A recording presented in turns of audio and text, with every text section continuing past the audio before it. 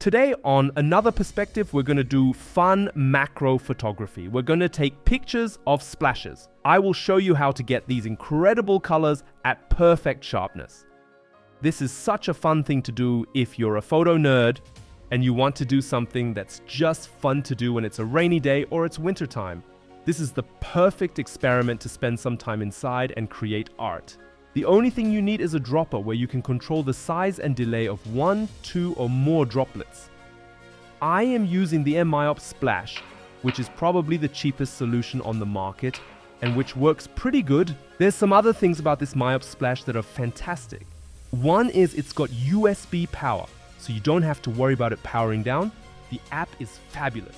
It allows you to add drops and to define delays. It's a very easy app to use, so you can adjust the settings within seconds if the droplet don't want to collide.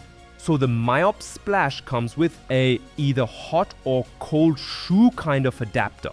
I have attached it to a tripod to be able to change the droplet height quickly. I have adapted my tripod a little bit to mount a magic arm to it. This makes it very flexible to change the position and orientation of the dropper. This can help to change the shape or direction the droplets are falling. When I started, I had some problems that the second droplet would not hit the first one. After changing the orientation just a little bit, it worked fine. We're putting that underneath a bowl or a coffee cup. And that's just to make sure we don't get any reflections of anything from this room into the bowl, so it's clean white. We're gonna start with a very simple setup and then add cards, foils and liquids to improve our image step by step. So I am using a coffee cup, fill it with water and start with a single drop. I set the focus manually. Therefore, you can place any item at the position where the drop is splashing, which really helps to nail every shot. I will share the perfect settings to get a great image, because the biggest problem is to generate a collision and set the timing of your flash. When I was doing my first test, it took me about 500 attempts to get my first good image. But don't worry, I will share the setting I have used in the app, which will make it very easy for you to recreate those photos. Let's start easy and try a collision with water. After a few hundred attempts, I finally found a good setting, which is first drop 40 milliseconds, 80 milliseconds delay. Second drop 50 milliseconds, 115 milliseconds delay till the flash flashes. To freeze the motion, I have used an off-camera flash right beside the coffee cup. Now that we have photographed our first droplet collisions, it is time to improve our image. Otherwise, this kind of photography would probably get boring very quickly. The first thing we're gonna change is the fluid. Water is very splashy, so it is a good idea to use a liquid with a higher viscosity. Xanthan gum works great, but using milk is also a perfect solution.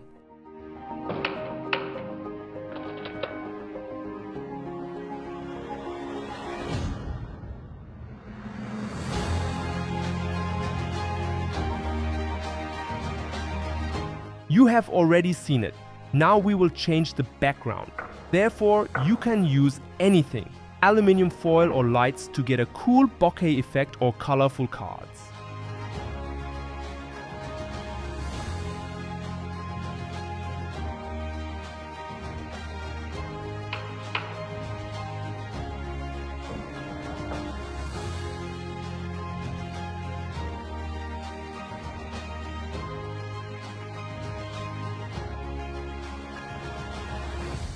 Before I'm going to give you a few more very important tips how to get the best photo possible, here are a few shots I took with a high-speed camera. This will also help you to understand what is going on during a droplet collision and what the perfect moment might look like when using an ordinary camera with a flash.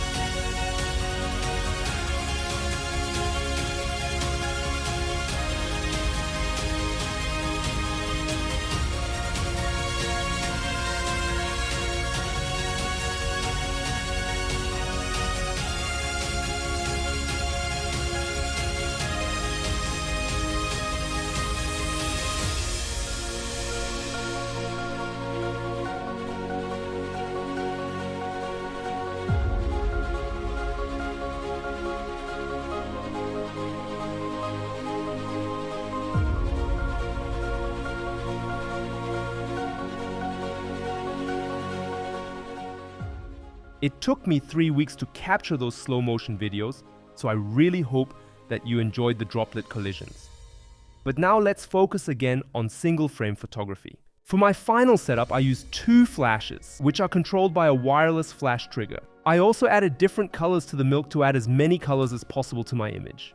The settings for the droplet I have shown you in the beginning of the video do not work anymore. As the viscosity of milk differs from water, I had to look for new settings to capture the moment of the collision. It is also a good idea to add colorful foils or gels to your flashes to add more saturation to the final image. To freeze motion, it is very important to adjust the settings of your flash. The higher the power output, the brighter the light and the longer the flash duration. The lower the power output, the dimmer the light and the shorter the flash duration.